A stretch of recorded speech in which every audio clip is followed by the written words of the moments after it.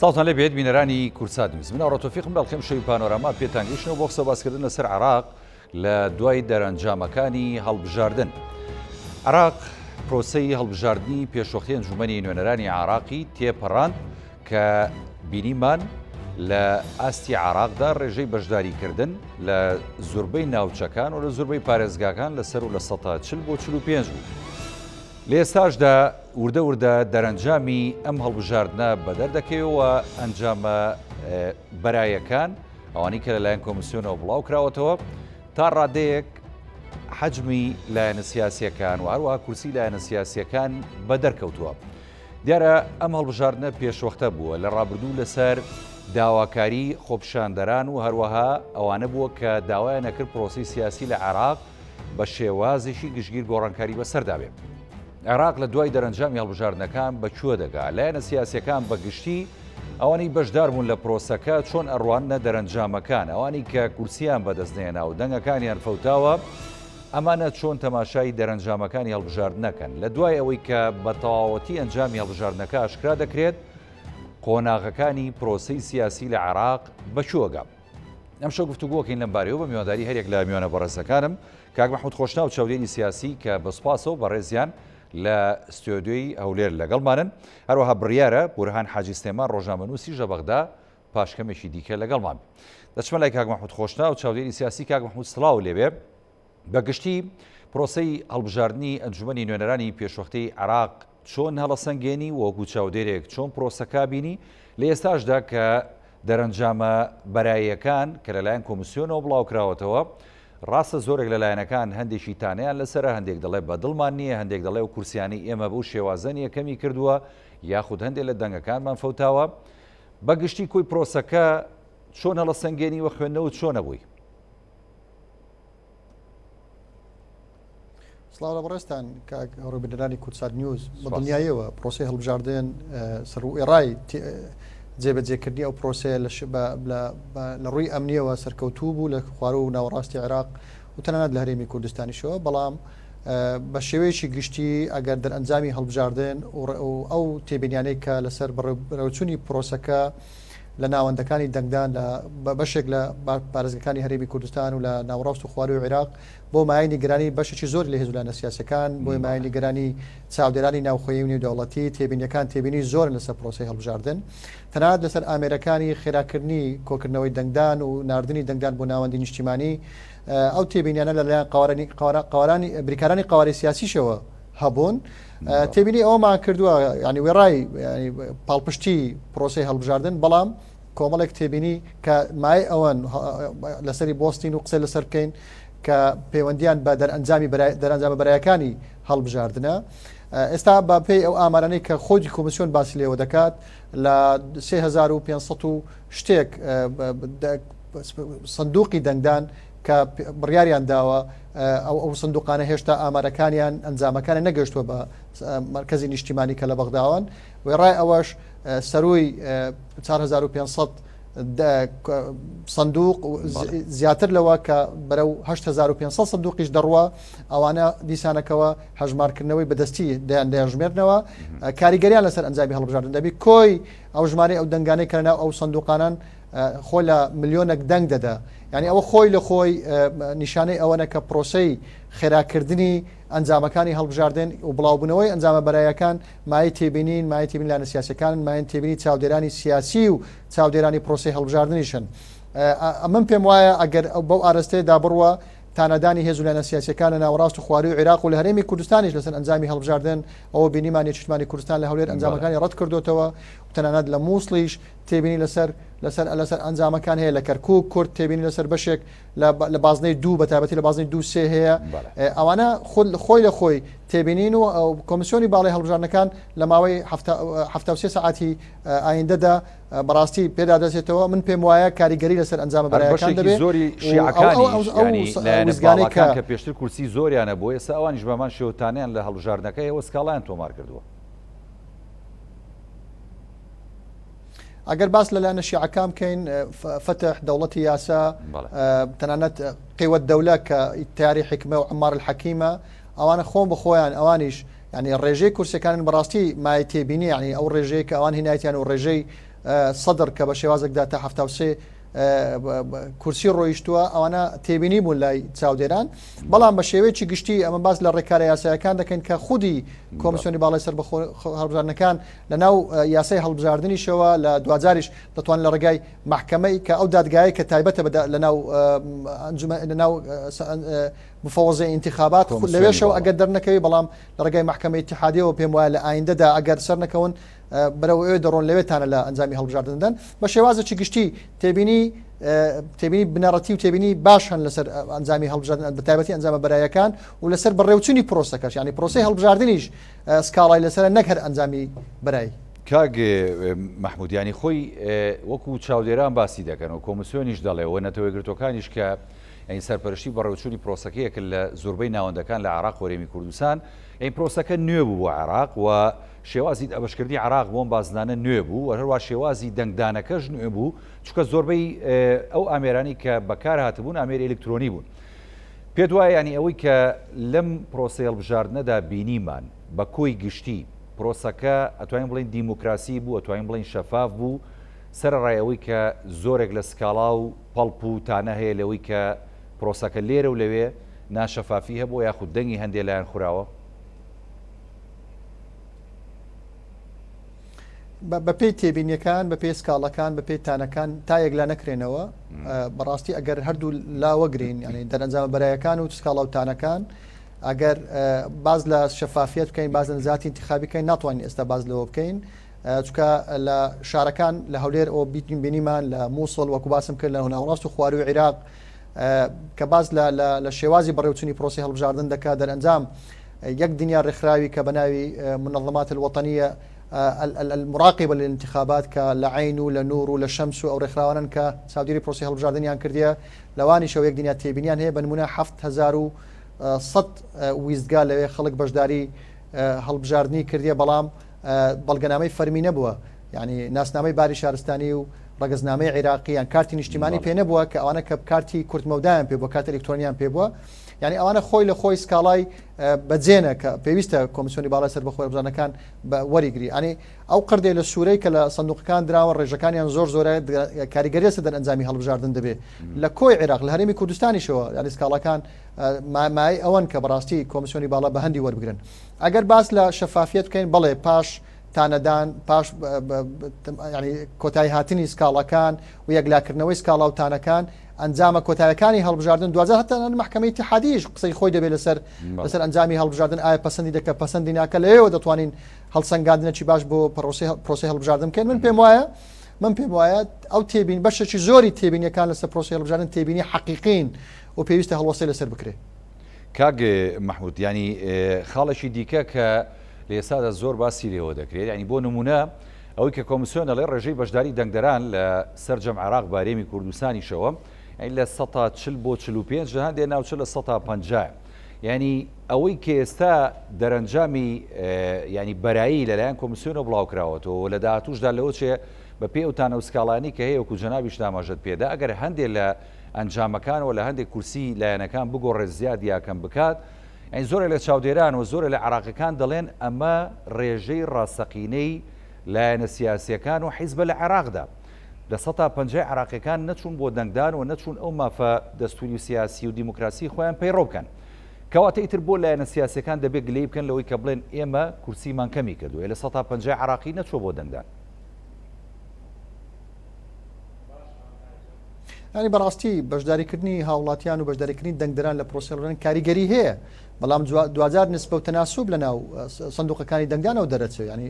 مەرج نییە ئەوەی کە بەشداری دەنگدانی نەکردوێ ینی لایەنی لایەنێکی سیاسی دیاری کراوە کۆی لایەنە سیاسەکان لایەنگرانیان بەشداریان نەکردیە زۆرینەی لایەنە سیاسەکان لایەنگرانیان بەشداری نەکردیە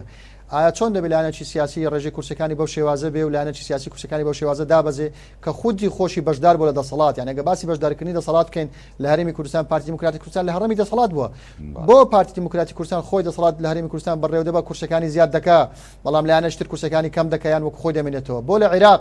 ڕوتی سەدر خۆی بە ئەندازیاری دانانی عادل عەبدولمەجید دەبێ خۆی بە ئەندازیاری تەنانەت کاظمیەوە هەیە پۆستی سەرۆک وەزیرانی عێراق شێوەی بەڕێوەبردننی دەوڵەتی عێراقی بەشێکی پشتی شێری بەبەردەم تیاری سەدری دەکەی بۆ ئەوان زیاد دەکەن بۆ لایەنەکانی تریش کە هاوبەشن لەگەڵیان ئەوان کەم دەکات یعنی پرسیارەکی جەوهریە و پرسیارەکە پێویستە هەڵوەسە لەسەر بکرێ بەڵام بە شێوەیەکی گشتی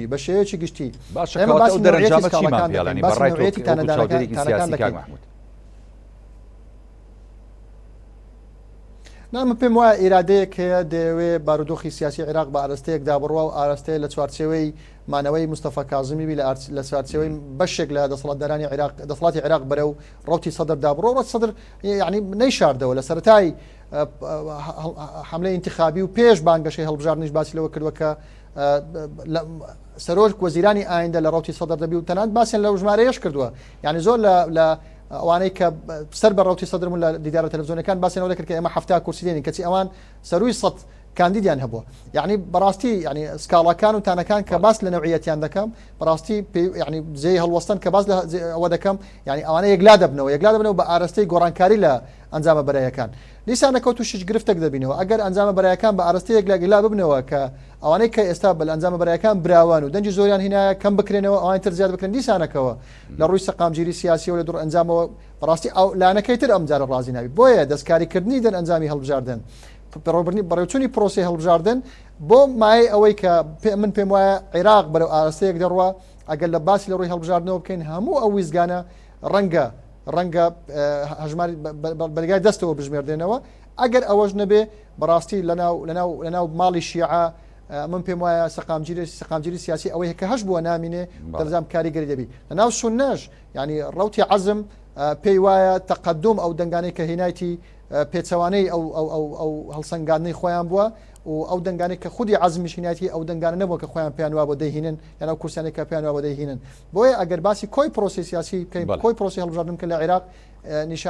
نیشانەی ئەوە دەدا کە تا سکاڵەکان یەکلانە بنەوە و ئێستاش بەر لە ئەو بەرنمەیە ئەحمەد ئەسەدی وتەبێژی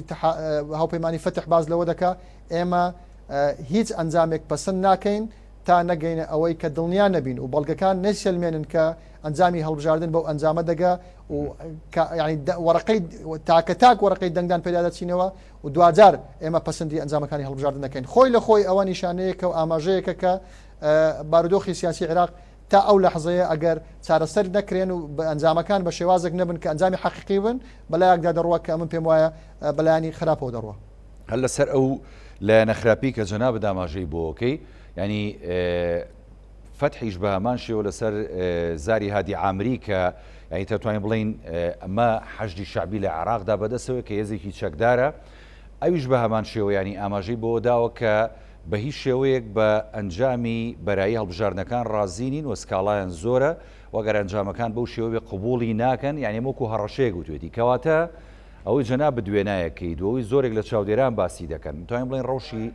عێراق لە دوای دەرەنجامی هەڵبژاردنەکان قورس و دژوارە بێ و قبولکردنی ئەستەمە لەلایەن زۆرێک لەلایەنە سیاسیەکانەوە ینی خۆی لە خۆیدا بەڕوتنی پرۆسی سیاسی لە عێراق پرۆسێکی معقد بوو ینی ئەگەر بگەڕینەوە قۆناغەکانی ڕابردووش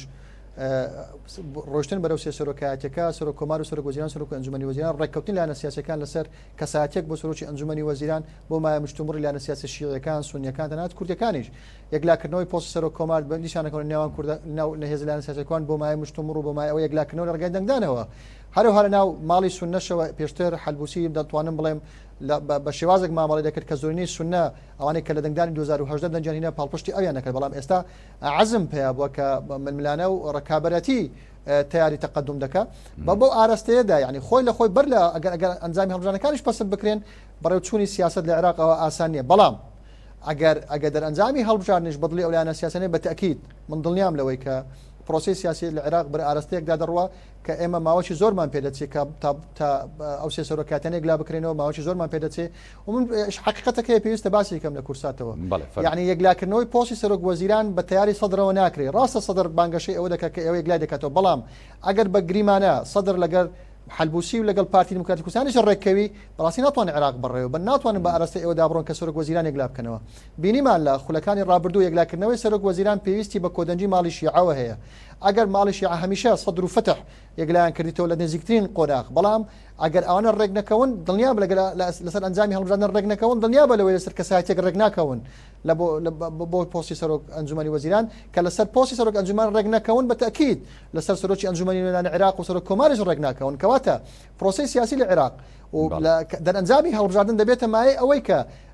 سەقامگیری سیاسی عێراق کە دار بێ و نەتوانین بە ئاراستەی ئەوە دابڕۆین کە حکوومەتێکی بەهێز لە عێراق دروست بکەین. هەر لەسەر ڕۆشنایی ئەم وەڵامدانەوەی لایەنە سیاسیەکان بە دیاریکراوی لە نێو ماڵی شیعیان ئەی بۆ نمونە کە فتح بەم ئاراستەیە پرۆسەکە دەشوبهێنێ بۆی کە ینی ئەوان زوڵمیان لێکراوە یاخود کورسیەکانیان کەمی کردو یاخود دەنگیان لێ براوە سەدر لە بەرامبەرە ینی بۆی کە کورسیشی باشی بەدەستێناوە سەر و 73 کورسی بەدەستێناوە ینی ئاواتی ئێوە سەرۆک وەزیرانی داهاتوو ئەو دیاری بکات یعنی تا پێیانەڵێ بە ئاشکراڵێ ئێوە تەواو ئەبێ بەم دەرەنجامە ڕازی بن و هەموو شتێ بە کۆتا هاتووە کەواتە ئەم وەڵامدانەوانە و ئەم ینی قورسی قوبولکردنی دەرەنجامی هەڵبژاردنەکان هەمووشمان نەزانین ینی کاک مەحموود هەڵبژاردننی پێشوەختە داواکاری شەقام بوو و لە کاتێکا بوو کە عێراق دۆخەکەی لە لێواری داڕمان و لە لێواری ئەوەیە بوو کە ئیتر سەرجەم عێراق بە خوێن سوور بێت بەڵام پێت وایە ئاخۆ ماڵی شیعی و سەرجەم لایەنەکانی دیکەی عێراق بە سونە بە کوردەوە ڕازیە بن بەوەی کە دۆخی عێراق بەرەو ناسەقامگیری زیاتر برن یاخود شەقام ڕێگەیانەیە بەم شێوازە ئەوان دۆخەکە قورسترکەن؟ دەست خۆشبی شەقام کاریگەری هەیە لەسەر پرۆسی سیاسی تەشرین دەوری هەبوو لە هەڵبژاردننی پێشوەختە کاریگەری هەیە لەسەر ئەنجامەکانی هەڵبژاردننی پێشوەختە بەڵام ئەوانەی سەربەخۆ تشرینەکان ژمارە کورسەکانی ڕەت ناکە لە سی کورسی ینی بەسەر بەخۆکان و بە تشرینەکان ژمارەیان تەنانەت عەلا ڕکابی توانێت 11 کورسی بینی ئەگەنا تشرینەکان بە تاکتاک و ئەوانیش لە ژێر بەژێرەوە ڕێکەوتنیان لەگەڵ فتح و سائیرون هەیە ینی بەشێک لە تشرینەکان بەشێک لە سەربەخۆکانیش لە بەدیوەچکە کاندیدی سەدر و فتحن بەڵام ئەگەر باز لەوە بکەین خۆ ئەمە ئایاد علاوی لە 2010 91 کورسی هینە نەیتوانی ینی عێراقیان 91 کورسی هینە نەیتوانی پۆستی سەرۆک وەزیران یەکلا بکاتەوە کە بەپێی مادەی 76 دەستوری عێراق پێویستی کوتلە الأكثر عدد ینی ئەمڕۆ سەدر کاک مەحموود دەڵێ ئێمە علاوی نین کە ئاوتمانکەن یاخود بەو شێوازە مامەڵەمان لەگەڵکەن کە نەتوانین ینی حکوومەتی نوێی عێراق پێک بێنین ینی ئەوە جۆرێکە لە هەڕەشە بەڕاستی خۆی دڵنیام لەوەی محکمەی اتحادی ینی بڕیارەکانی محکمەی اتحادی بڕیاری قطعی و ملزمن کە محکمەی اتحادی تەفسیری مادەی 76 دەستوری عێراقی کردووە ئەوان زیاتر گرەو لەسەر مادەی 45 یاسای هەڵبژاردن دەکەن کە دەڵێ نابی براوەی هەڵبژاردنیان ئەندامی پەرلەمانی عێراق لە نێوان ئەو کوتلە و ئەو حزب و ئەو حزب بگوازرێتەوە یان خۆی بگوازتەوە لە بە ئەولا ئەنی گرەو لەسەر مادەی 45 دەستور یاسای هەڵبژاردن دەکەن بەڵام ئەوە یەکلای دەکاتەوە دەستوری عێراق ینی محکمەی دەستور قرارەکانی ملزم و قطعین ینی دەستور قراری محکمەی اتحادی گەورەترە لە قراری لە مادەی 45 یاسای هەڵبژاردن بۆیە نەکرد ئەوە ینی ئەمە 2010 ئەگەر فتح و سائیرون ڕێک نەکردوان نەیان دەتوانێت سەرۆک وەزیران یەکلا بکەنەوە ڕاستە ئەو باسی ئەوە دەکە و بانگەشەی بۆ ئەوە دەکا خۆی لە خۆی ئەوانە ئاماژەن بەڵام ڕنگدانەوەی لایەنەکەی تر یا ڕەتدانەوەی لایەنەکەی تریش خۆی لە خۆیدا جێی هەڵوەستن ینی کە فتح قسە دەکا تعبیر لە هێزە چەکدارەکانی عێراق دەکە ڕاستە ئەوانیش ئەمە ئەگە باز لە پێکدادانی هێزولانە شیعەکان کەن شتێکی ترە ئەگەر باز لە سەقامگیری سیاسی و بەڕێوەچوونی پرۆسی سیاسی کەن شتێکی ترە ئەمە باز لە بەڕێوەچوونی پرۆسی سیاسی دەکەین باز لە پێکدادان ناکەین بۆیە ئەگەر باسی پرۆسەکە بکەین دڵنیار لەکەمەوە هاوپەیمانی سائیرۆن یان ڕوتی سەدر ناتوانێت بە شێوازێکدا مامەڵە بکە بێ فتح لەناو ماڵی شیعە تەنانەت ئەوەی کە پێدرن ئیطاری تەنسیقی لایەنە شیعەکان خۆی لە خۆیدا داوای کۆمەڵێک داواکاریە پێم وایە قۆناغ دوای قۆناغ جێبەجێ دەکە بەو ئاراستەی یعنی سەرۆک وەزیرانی عێراق ئەمن پێم وایە یعنی لە ڕووی لۆژیک شێوە یعنی سەدر ناتوانێت دەوڵەتی عێراق بەڕێوە ببا و ناتوانێت سەرۆک وەزیران یەکلا کاتەوە نەک سەرۆک کۆمار یەکلا بکاتەوە بە دەر لە لایەنە سیاسی کوردی و سنی و شیعەکان لە ناو شیعە خەڵک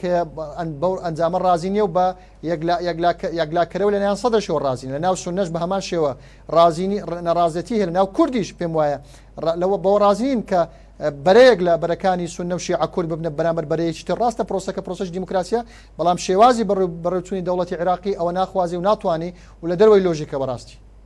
دەست خۆش کاک مححمود پشوویەک بە دێمۆلات با بچمە لای کاک بوران حاجی سلێمان ڕۆژنامە نووس کە بەڕێزیان لە بەغداوە لەگەڵ من کاک بوران ستاو دەبێ ینی ئێستا قسەکە ئەوەیەوە لەگەڵ کاک مححمود خۆشنا و چاودێری سیاسی ینی باسمان لەوە کرد نازم تا چەند ئەگەریژۆت لە وەڵام و گفتوگۆکەی کاک مححمود و بێ ینی ئێستا عراق چاوەڕێکات کە دوای هەڵبژاردننی پێشوەختە دەرەنجامەکان بە دەربکەون هەندێک دەرەنجامی بەراییەوە تا بڵاو کراوەتەوە زۆرێک لە لایەنەکان ینی بەدڵیانەوە زۆرێک لە لایەنەکانیش ناڕازین لەوەی کە ئاستی کورسیەکانیان و ئاسی دەنگەکانیان ناتۆتە خوارەوە بەگشتی کۆی پرۆسەی هەڵبژاردن ئەوەی کە دەبینرێت لەلایەن زۆرێک لە چاودێرانەوە وهروە کۆمیسیۆنی باڵای سەربەخۆ هەڵبژاردنەکانی عراقیش بە پرۆسەیەکی سەرکەوتو ناوزە دەکرێت پێ وایە ینی ئەم پرۆسەیەگە سەرکەوتوو بووە دەرەنجامەکانیشی بە هەمان شێوە سەرکەوتووە بێ بەدڵی هەموو لایەنەکان دەبێ یاخود نەخێر فەرموو سڵاو کاتتان باش بە تاکیدا گەراویمە بە مێژووی هەڵبژاردنەکانە بچینەوە لە چەند ساڵی ڕابردوودا لە دوای 2004ەوە کە یەکەم هەڵبژاردن کراوە هیچ پرۆسەیەکی هەڵبژاردن نەبووە کە نیگەرانی لێ نەکەوێتەوە هیچ پرۆسەیەکی هەڵبژاردن نەبووە تانەی تێنەکەوێ و ئەو کاردانەوەی ئێستای بینین تێدانە بێ بەڵام ئەم جارە جیاواز لە جارەکانی تر ئێمە کۆمەڵێ قیاداتی تەقلیدیمانەبوو لەسەر ساحەی عێراقی ئێستا بەڕاستی تووشی شۆک بوونا بە دەرئەنجامانە ئەو ئەنجامانی کە بەدەستیان هێناوە دیارە پێیان وایە ئەوان تەمسیلی قەبارەی ڕاستەقینەی حەزمی حەقیقی خۆیان ناکە بەڵکو ئەوەی ڕوویداوە ئێستا ئەوان پێیان وایە زۆرە تەزویرێکراوە هەست دەکرێت ئێستا لە بەغادا لە باشووری عێراقا زۆرێک لە جوڵاندنی شەقام دەست پێ بکە بۆ ئەمانە و ئەمڕۆ لە هەندێ شوێن بە تایبەتی لە سەر ڕێگای سەرەکی بەرە و باخوباسی لەوێ تەنانەت ڕێگاشیان گرت بوو گربوونەوە کراوە لەبەر ئەوانە جا نازانین ئەمانە بۆ پاراستنی ئەبرووی خۆیانە بۆ شەقامی خۆیان یا ئەوەتە ئەم هەڵوێستانیان جددیە بەڵام بەگشتی ئەوەیە بیندرێت ناڕزایەک لایەن ئەو قیادانەوە ئەو هێزە سیاسیانەوە کە چەند ساڵە دەسەڵاتن لە عێراقا و بە قەبارەی گەورە کوتلیان هەبووە لە پەرلەمان ئێستا بە جۆرێک بچووک بوونەتەوە کە هەرچەندە پێشبینی بکرایە کە ئەوان ئەم جارە ئەوان ئەکەون بەڵام بەو شێوەیە نەبوو کە بەو ئاستە زۆرە بێنە خوارەوە ئەمە هەمووی ئەوەمان پێڵێ کە ڕەنگە لە چەند ڕۆژی داهاتوودا ئێمە لە شەقامی عێراقیە جۆرە گرژیەک ببینین و وەکو ئەوی چاوەڕوان دەکرا ڕەنگە پێکێنانی حکوومەتیش ئەو پرۆسە ئاسانە نەبێ وە ڕەنگە یەکلاییکردنەوەی یا ڕاگەیاندنی ئەنجامی کۆتایی هەڵبژاردنەکان بەو ساناییە نەبێ کە لە پرۆسەیەکی بە تایبەتی لە وڵاتانەکە ئەو بەم شێوەیە پرۆسەکە بە ئەلکترۆنی بەڕێواتیە لە زووترین کاتە ئەنجامەکان بەڵاوەکرێتەوە بەڵام پێم وایە کێشمە چێشم و گیرروگرفتێکی زۆری ئەبێ بە تایبەتی سکاڵایەکی زۆر هەبووە. کاگە بوران باست لە جوڵاندنی شەقام کرد بەڵێ ئەمڕۆ لە چەند شوێنێک وەکو جەنابیش تاماژت پێدا لە عراق ینی شەقام جوڵێنراوە و دەیانێت دەنگی ناڕزایی بەرز بکەنەوە بەڵام ینی ڕاستیەک هەیە لێرە ینی ڕێژەی بەشداری هەڵبژاردن دەنگدەران لە هەموو عراقدا لە زۆرێک لە ناوچەکان لە 40 بۆ 45 لە هەندێک ناوچە پەنجاب بوو کەواتە ینی نیوەی عراقیەکان نەچوونەتە سەر سندوقێکی دەنگدان و مافی سیاسی و یاسایی و دیموکراسی خۆیان پەیڕۆکەن بۆی کە دەنگ بدەن بە کاندیدێک کە ئەوان نوێنەرایەتی ئەو کەسانە بکات کە بچێتە ئەنجومەنی نوێنەرانی عراقەوە ئەوە چیە کە توانێت جارێککە شەقام بژوڵێنێتەوە ئەخۆ شەقام لەسەر ئاوازی هەندێک لایەنی سیاسی دێتەوە دەرێەوە داوای مافی خۆی دەکا یاخود نەخێر تەواوەوەی کە ڕوویدا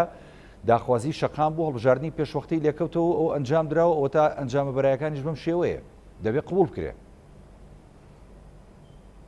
بڵێ لە ڕاستیدا ئەوەی لە بەغا ئەوەی لە باشووری عێراق بەتەواوی ئەتوانی شەقام بجوڵێنێ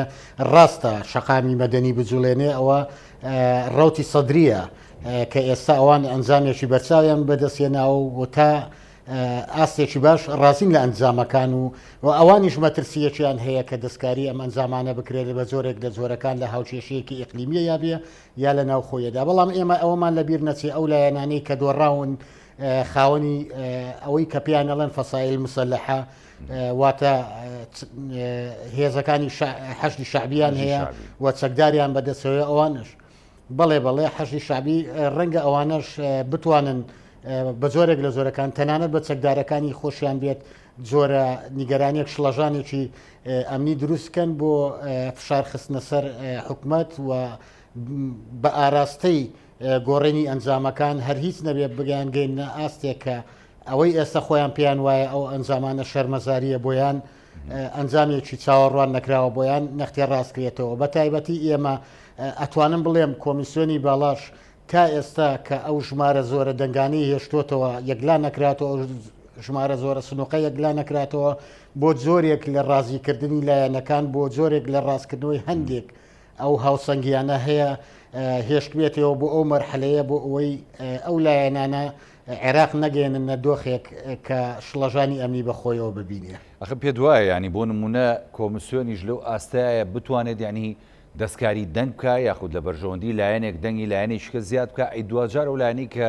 ئێستا خۆی بەبراوە دەزانێت یاخود کورسی زۆر یاخود دەنگی زۆری بەدەستێناوە ڕازی بێ بەوەی کە هەندێک دەنگ یا هەندێک کورسی لێ بکرێتەوە ئەی خۆمەش جارێکی کە هەر بەرێککەوتن و پێکدادانی قورسی بەدوا خۆدادێنێ. بەتەکیید هاوچێشەکان ئالۆزن هاوچێشەکان قورسن وەکو باست کرد بێگومان وەک چۆنەڵی ئێمە لە بەرامبەر دوو ئەگەرداین هەردووچی قورسە هەردووشی یاخۆشە بۆ نمونە تۆ لەلایەک شەقامی جەماوەری کە ڕۆتی سەدر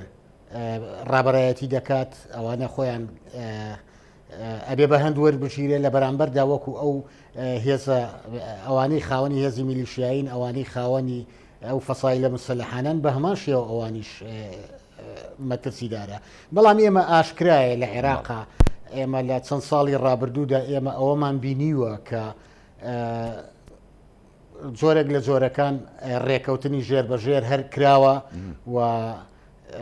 ڕازیکردنی لایەنەکان بە پێدانی چەند کورسیە کووانە ئێمە خۆمان ئەو کێشەی لە نێوان علاوی و لە نێوان کاتی خۆی لە نێوان دەوڵەتی قانونە بە قیادەی نووری مالکی ڕوویدا کە ئەنجامەکانیان زۆر نزیک بوون لە یەکەوە بەڵام عێراق لە لێواری ئەزمەیەکی سیاسی زۆر قورسا بوو بەڵام دواتر تێپەڕی. ئێمە واقعی هەیە لە عێراق ئەوەندە یاریکەرە هەرێمایەتیەکان ڕۆڵیان هەیە بەداخەوە ئەوەندە ئەو ڕۆڵە ئەوەندە نەدراوە بە عێراقیەکان ڕۆڵی تیا بجێرن و بڕیاری یەکەرەوەیان لابێ واتە ئێمە بە ڕاشکاوانەتر بڵین ئەگەر هەر کاتێک لە نێوان ئەمریکا کە ئێستا لە ئەتوانین بڵین ئەوانەی کە نزیکن لەوەیان ئەتوانین ئەوانەی بڵین کە ئەمریکا ئەتوانێ مامەڵەیان لەگەڵا بکای ئێستا سەرکەوتن و کۆمەڵی هێزێتری شەیەوەکو ئێمە ئاگادارین نزیکن لە ئێرانەوە ئەم دوور یاریکەرە گەورەیە زۆر جار ئێمە بینیمانە لە عێراقا جۆرە تەسویەیەکیان کردووە جۆرە ڕێکەوتنیە کراوە و دۆخەکەیان کۆنتترۆل کردووە. ئەم جارە هەرچەند جیاوازە لە جارەکانی تر بەڵام هێشتا ئەگەری ئەوە هەیە ئەو جۆرە ڕێکەوتنە ئەو جۆرە تەفاهماتە لەبین ئەو دوو جلێزە بۆ دابشکردنەوەی هێزەکان بکرێت. بەڵام یەک شتێک هەیە حقیقەتێک هەیە ئەنجامی ئەم هەڵبژاردنە پێمانەڵێت جارێکی تر عێراق ناگەڕێتەوە پێش دەیدا واتە نەخشەی سیاسی خاریتەی سیاسی عێراق ئەم جارە گۆڕانکاریەکی گەورەی بەسەرا دێ بە ئاراستەی بەهێزبوونی ئەو هێزانەی کە کەوتمان کۆمەلگەی نێودەوڵەتی یا بەتایبەتی بەرەی غەربی ئەتوانێت مامەڵەیان لەگەڵا بکە گەر ڕاستە خۆش پشتیوانیان نەکە بەڵام مامەڵەیان لەگەڵا بکە تەنانە لە ناو سونەکانیش ئەگەر ئێمە بینی تەحالفی تەقەدمەوەی حەلبوسی ئەو هێزەیە ئەو هێزە سونیە میانڕەوەیە کە ئەڵێ میانڕە و مەبەستم ئەوە نییە میانڕە و لە فکری عروبیە لە ئەوەیە بەڵکو میانڕە و کە مەبەستم ئەوەیە کە ئەتوانێ لەگەڵ هێزە شیعیەکانە هەڵبکاوە تەجروبەی 3 ساڵ و نیوی ڕابردوو کە پەرلەمانیان بەدەسەوە بووە ئەوەمان بۆ دەردەخە ئەوانیش ئەتوانن لەگەڵ هێزێکی میانڕەوی شیعیدا بتوانن ئیدارەی عێراق بدەن. دەست خۆش کاگە بورهانجان دێمەوە خزمەت جەنابەت بۆندێ تەوەری دیکە کاگە مەحموود خۆشانی هەڵبژاردن ڕاستە لێرە و لەوێ ینی بەدەر نەبوو لە دەستێوەردان بەڵام دەستێوەردانەکان یاخود ئەو هەوڵانەی کە هەبوو بۆ مەبەستە زۆر لاواز بوو بەڵام بینیمان دوای ینی ئەنجامە بەرایەکان کە کۆمیسیۆن بڵاوی کردەوە ینی یەکێک لە بەرپرسانی باڵای وڵاتانی دراوسێ کەویش وڵاتی ئێران بوو و سەرۆشی سوپای قودسی ئێرانی بوو گەیشتە بەغدا ینی ئەمە بە جۆرێک لە دەستێوەردان یاخود بە جۆرێک لە ئاماژە یاخود بە جۆرێک لە پشتیوانی بۆ هەندێک لایەنی سیاسی بە دیاریکراوی شیعی ئەوانەی کە لەم هەڵبژاردنەیە شکستیان هێناوە یاخود دەنگەکانیان کەم کراوەتەوە بە پشتیوانی ئەوان لێک نادرێتەوە ئەگەر بە پشتیوانی ئەوان لێگەدرێتەوە ئەمە مەترسی دروست ناکە بووی کە ئەو دەرەنجامانی ئێستا بەدەست هاتووە گۆڕانکاری تیا بکرێت.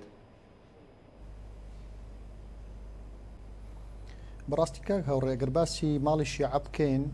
مانای ئەوە نییە دەوڵەتی یاسا و فەتح و ڕوتی حکمە و ئەوانە ئێرانین و سەدر ئێرانی نییە خۆ هەردووچیان ئێرانین بەڵام بە دوو ئاراستەی جیاواز ئەنی هەردووچیان نزیکن لە ئێران سەدر و ڕوتی سەدر ناتوانین لە قسەی ئێران دەربچێ و لە ڕووی تەقلیدی ئاینی ینی مەزهبیشەوە کۆمەڵێک بابەتی حەز ناکەم لە کورساتەوە باسی بکەم بەڵام ئەوان کاریگەریان لەسەر سەدریشەوە هەیە سەدرش لەو بازنەیەدایە سەدرش لە بازنەی حەسەن نەسوڕڵڵا و ئێرانەدایە ئەمن هەموو جار باز لەوە دەکەم دەرم ئەسیل و بەدیل ینی ئەوان بەدیلەکەش هەر ئێرانیە یعنی ئەگەر سەدر بەدیلی فتح بی ئەویش هەر ئێرانیە یعنی لەو چوارچێوە توانین مامەڵە بکەین ئەوە کەس دڵی بەوە خۆش نەبێ ینی مەسەرەن ئەوانە نزیکن لە ئەمریکا و نزیکن لە کەندا و نزیکن لە ئەوروپا ناوە پێچەوانەوە کاریگەری ئێران لە ناو عێراق کاریگەریی زۆرە و بەهێزە ئێران بە جۆرێک لە جۆرەکان مامەڵە دەکات کە پێ دەرێن سمارت پاوەر ینی بە زیرەکانە مامەڵ لەگەڵ سیاست دەکە لە عێراق و کاریگەری زۆریشە و دەتوانە بڵێن کاریگەری لە ئەمریکا زیاتر ناو خاچ عێراق بەڵام ئەگەر باسی پرۆسی هەڵبژاردن بکەین باسی ئەنجامە بەرایەکە بکەین تا 12228 ویزگەی دەنگدان یەکلا نەکرێنەوە و ئەنجامەکانە نەخرێتە سەر طبعا ئەو 12228 سکاڵای لەسەر نییە هەر خۆی جارێ ئەنجامەکانی نەخراوتە سەر ئەنجامانەگەێنراوە ڕاست ئەوە بێزگە لە سکاڵەکان بێزگە یعنی بەڵێ بێزگە لە ویزگانەی کە سکاڵای لەسرە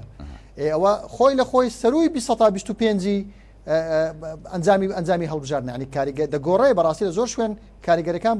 ینی کاریگەری زۆر بەهێزی دەبێت لەسەر ئەنجامی هەڵبژاردن دوور لە ئەنجامی هەڵبژاردن بینە سەر لایەنە سیاسیەکە ینی خۆ بەس ئەنجامی هەڵبژاردن نییە یەکلاکەرەوەی سیستەمی سیاسی عێراق دەکات دوور لە یەکێکە لە بنەماکان بەڵام بەنەمای تریشن هەن بۆ ئەوەی پرۆسی سیاسی لە عێراق یەکلا ببنەوە ئەوە هێزە ئەوە چەکە ئەوە کاریگەری هەرێمیە و کاریگەری نێودەوڵەتیە ئەو بەڕێوەبردننی شەقامە بەڵام دوجار هەموو لایەکان پێویستیان بەیەکەوە دەبێت یعنی طبیعەتی عێراق سروشتی عێراق لە سروشتی سیاسی عێراق ئەوە هەڵ ناگرێت کە دوو سێ لایانی سیاسی بەلایەکەوە دابڕۆن پراوێزی لایەنە سیاسەکانی تر بکەن نەخێر ناتوانن بۆیە لەناو ماڵی شیعە هەردوو لایەن پێویستیان بەیەکترەوە هەیە لەناو ماڵی سونە دەتوانن بڵێم هەردوو لایەن پێویستیان بەیەکترەوە نییە بەقەد ماڵی شیعە و ماڵی کورد لەناو ماڵی کوردیش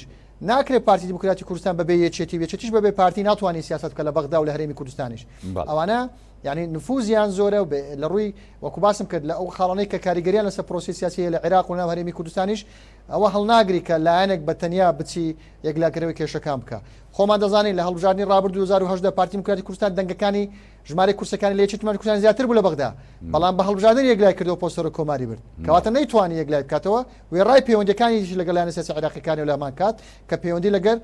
دەوڵەتی قانونەوە بۆ ئەو کات ئەمن باز لەوە دەکەم پرۆسی سیاسی عێراق پێویستی بە هەموو لایەنە سیاسی سەرچەکانی عێراقەوەیە کە 7 بۆ 9 لایەنی سەرچی سیاسی عێراقن ئەو لایەنانە کاریگەری ڕاستەوخۆیان لەسەر بڕیاری سیاسی هەیە پرۆسی هەڵبژاردن و ئەنجامی هەڵبژاردن یەکێکە لە بنەماکانی ئەو بەڕێوەچوونی ئەو پرۆسەیە دەیڵێمەوە ئەگەر ئێمە لەسەر ئەنجامی هەڵبژاردن ڕێک نەکەوین ئەو لایەنە سیاسیانە شیعەکان سونەکان کوردەکان بە تایبەتی کوردەکان و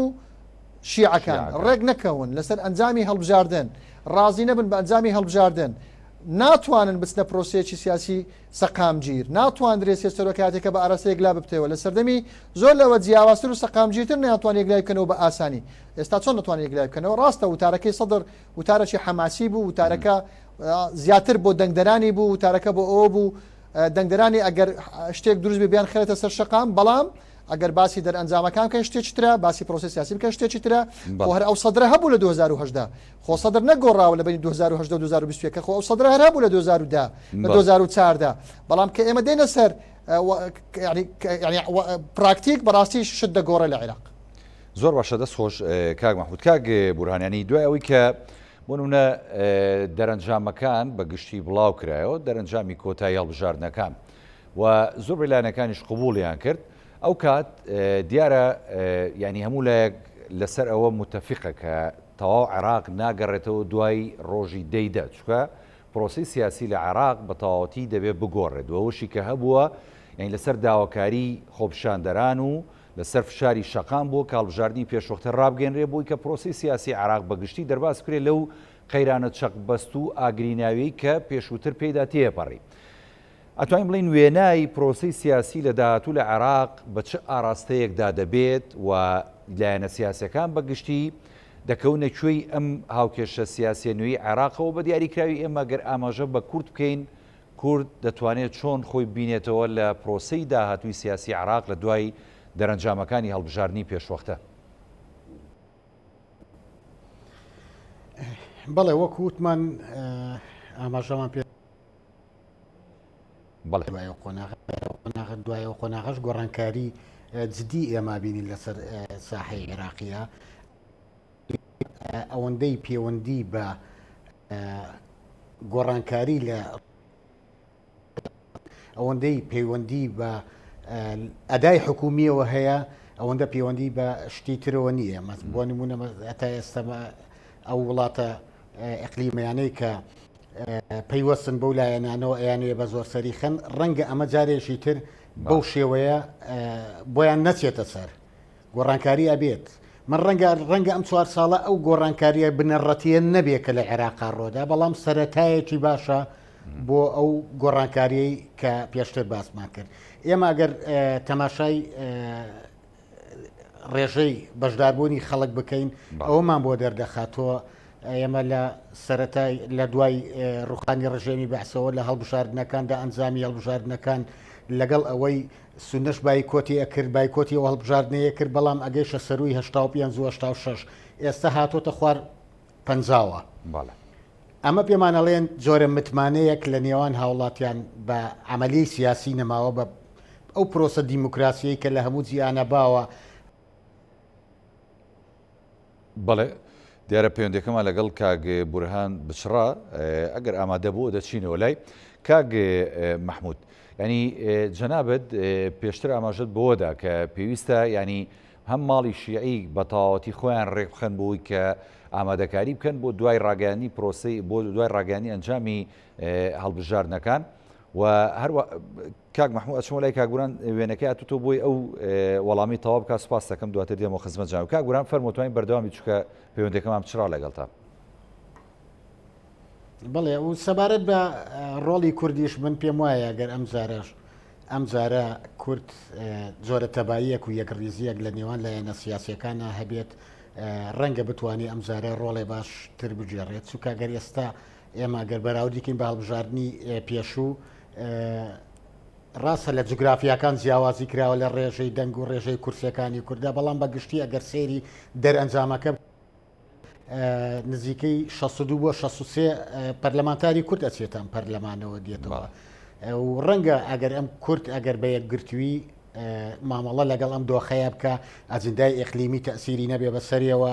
و بەدیدێکی کوردانەوە لەم هەڵبژاردنە بەشداری بکەین ڕەنگە کورد ئەو پێگەی کە لە 2014 بە دواوە هێواش لە دەستی داوە جارێکی تر بتوانێت بیجێڕێتەوە. گەڕانەوەی ئەم متمانەیەش پەیوەندی بەوە هەیە کە ئێمە چۆن وەکو کورد ئەجندایەکی هاوبەش کە پەیوەندی بە خەڵک و بە بەرژەوەندی و خزمەتگوزاری و قوتی خەڵکی کوردستانەوە هەبێبی خینە ئەولیەتی کارەکانمان لە بەغا و پاراستنی ئەو دەستکەوتە دەستوریانیەمان چونکە بەڕاستی ئەوەی لی دەترسا لە دوای هەڵبژاردنەکان سەرکەوتنی کۆمەڵێک هێز بوو کە ڕەنگە کاریگەریان لەسەر پرسی هەموارکردنەوەی دەستور هەبێت. ئەگەر ئێستا ئێمە ئەگەر وەکو کورد بەو کوتلە بەرچاوەوە یەکگرتو بووین ڕەنگە کاریگەری گەورەمان هەبێت لەسەر هاوچێشەکانی کورد ئەگەر پێشوەختە لەگەڵ لایەنەکان ڕێک پێ بۆ پێکەنانی حکوومەت و مەرجی سەرەکیەوە بێ کە وەکو جەنابەت دەڵێ ینی دەستکاری دەستور نەکرێ ئەگەر هەمواریش بکرێتەوە مافەکانی کوردی تیا کەم نەکرێتەوە یاخود قەواری هەرێم نەخرێتە مەترسیەوە ئەتوانێت ئەم مەرجە پێشوەختانە ینی بسەپێنێ بەسەر ماڵی شیعی یا لایەنی شیعی کە پێکەنەری حکوومەتی داهاتووە. ئەمە زیاد پەیوەندی بۆ جۆری ئەو حکوومەتەوەیە ئەو تەحالوفاتەوە هەیە کە تا چەند پێویستیان بە کورد دەبێت وەکو وتم ئەگەر کورد تا چەند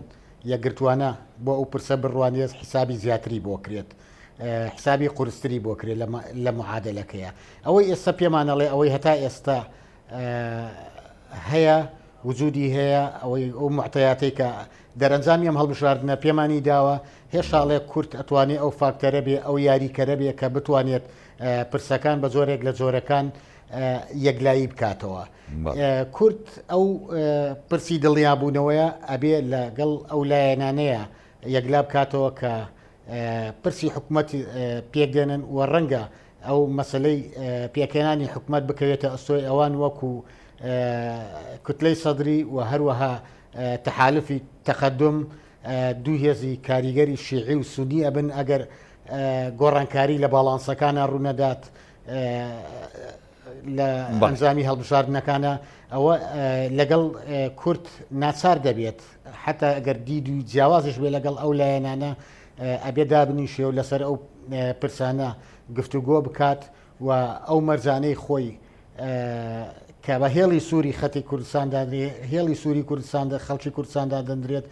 پارێزگاری لێ بکات و بتوانێت بە کەمترین سازش بە زۆرترین دەستکەوت لەم پرسە دەرچێە بەڵام ئەمێ ئاماژە بە یەک شتێ بکەم یەک ئێمە لەم ئەنجامی هەڵبژاردنەکان تا ئێستا زیاد لە ملیۆنێک دەنگ ماوە تۆ لە کۆی ئەو ڕێژەکەم بەژاریوە ئەم ملیۆن و 200,000 زیاترە ڕەنگە کاریگەری لەسەر ئەنجامەکانە هەبێت و بە جۆرێک بیگەێنێتە ئەو ئاستەی کە پێکێنانی حکوومەت لە توانای یەک کوتلەیەکان نەبێت یا دوو کوتلەی شیعە و سونیان نەبێت ئەمەش ڕەنگە بە جۆرێک لە زۆرەکان ئەگەر ئەو ئاستە کەم بێتەوە لە نێوان جیاوازیەکانە ڕەنگە لە بەرژەوەندی کورد بشکێتەوە و جارێتتر ئەو لایە نەبێ کە بتوانێت پرسی یەکلاییکردنەوەی پێکێنانی حکوومەت ڕۆڵی کارا و کاریگەری هەبێ لەو بوارەدا وڵاوە گرنگە بێ بۆ کوردک و جەناب یان توانێت کورد هەندێ مەرجی خۆی فەرسکا بەسەر لایەنی بەرامبەری پێکێنەری حکوومەت بەتەکید ئێمە گەر کوتلەیەکی زۆر بەرز نەبێت لە ئاستەکەیە کە بتوانێت بەتەنیا حکوومەتی پێک بهێنێت و پێویستی بە دەنجی کوردیە پێویستی بە هاوکاری کورد بێت لە پرسی پێکێنان و حکوومەت و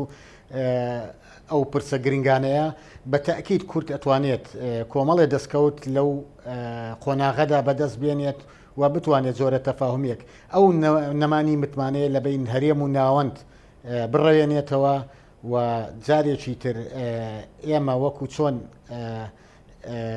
دروشمیەکێتی نیشتیمانی کوردستان پێشتریش ئەوە بووە کە ئەم جاریان ڕوو لە بەغا پشت لە وڵاتانی ئەقلیم سیاسەتەکە و پێویستە کورد بەگشتی ئەو استراتیژە بکاتە بەرنامەی خۆی و کاری لەسەر بکات. دەست خۆش کاک گوران سپاس دەکەم کاک محمود خۆشنە و جەناب دەگەرت زۆر بە کورتی دوا پەیامی خۆتمان پێ بڵی سپاس دەکەم. ئەگەر گریمان هێزولیانە سیاسەکان کە ئێستا تانیان لە ناو ماڵی شیعە ئەگەر ژەهرەکەشیان خواردەوە بە دڵنیایەوە بە ئاراستی ئەوە دەڕۆن یان ناتوانرێ لایەنێکی سیاسی دیاریکراوی شیعە حکوومەت بەڕێوە بە و هەرسێ سوورەکاتێک لا بکاتەوە لەگەڵ لایەنە کوردی و شیعەکان سونیەکان بە دڵنیایەوە دەڕۆن بۆ ئەوەی کە تەرزیە مڕەشەحی تەسوێ پێ دەڵێن و ئەو کاتیش ڕێک دەکەون لەسەر ئەوەی کە چۆن ڕازیان بکەن دیسانەکەەوە ئەگەر جێم لەوە بە نامزانانی میوانەکەم باسی کرد باسی هەموارکردنەوەی دەستور کرا حەزەکەم بڵێم دەستوری عێراق بەبێ کورد ناتوانێت هەموار بکرێتەوە مادەی 142 چوارەم دوو لە سێ پارێزگا ئەگەر ڕەتی هەر هەموارکردنەوەیک بکەن قاڵبی هەموارکردنەوە و ئەمە زەمانەتی هەموارکردنەوەی دەستور بەبێ خواستی کورد ناکرێ بەڵام ئەوەش مەرجە بەوەی کە هێزولیانە سیاسی کوردستانیەکان ڕێککەون لەسەر هەیە لە چینەتەوەی و نیشتیمانی کە بتوان لەگەڵیانە سیاسی عێراقان بەتەنیا هەرێزی سیاسی کوردی بەتەنیا لەگەڵ عێراق ڕێکەوی زۆر مەترسیدارە ئەوە بۆ شیعەش ڕاستە و بۆ سونەش ڕاستە. سپاس بۆ کاک محمود خۆشنە و چاودێری سیاسی کە لاولێ لەگەڵ ما سپاس دەکەمەوە سپاس بۆ کاک بورهان حاجی سلێمان ڕۆژنامەنووس کە جەنابیشان لە بەغداوە لەگەڵ مام بەڵێ بینەرانی بەڕێز ئەڵقێن شەوی پانۆراماتان پێشکەشکرا میشە ساغ و تەندروست باش خواتان لەگەڵ.